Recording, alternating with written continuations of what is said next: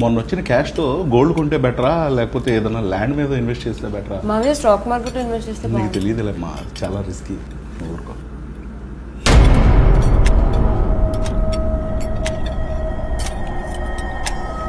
actually mutual ఫండ్లో invest చేస్తే లేదు